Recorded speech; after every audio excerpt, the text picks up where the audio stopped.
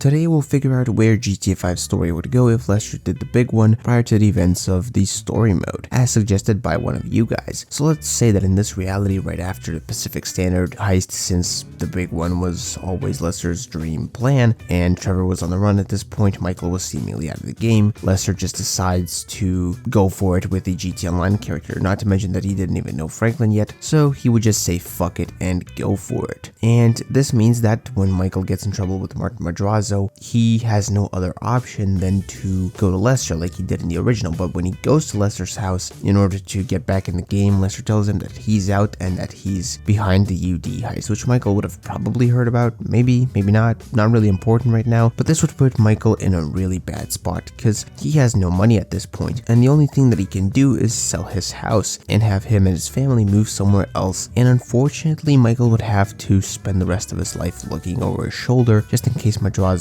ever shows up. As for Trevor, he would never even find out that Michael was alive and would stay in Sandy Shores and keep having problems with the Chinese, even after getting rid of the O'Neill brothers. And one day, while doing a business deal at his lab, he would receive a visit by a 60-man hit squad sent by Wei Cheng, and they would only have one goal in mind, and that would be to kill Trevor Phillips, meaning that Trevor, Ron, Wade, and Chef would all be gunned down, same going for their supposed new business partners, and Wei Cheng and his crew would, after the death of Trevor is confirmed, completely take over Blaine County, making them in just a matter of months a well-known unstoppable force that is not to be messed with. Real quick though, if you're enjoying this video right now, please leave a like on it and subscribe to the YouTube channel. Also check out my second Kingdom Hearts channel, that's where I do that sort of content if that's something you're interested in. Over with Franklin, after the long stretch mission is done, he is seemingly also done with that lifestyle, but in this reality he doesn't have much of a choice since Michael left after only one phone call to him saying goodbye, and he would get a job at a different car dealership as a repo guy again. Then one day Lamar would show up at his house to get Franklin to do this deal on Grove Street with him,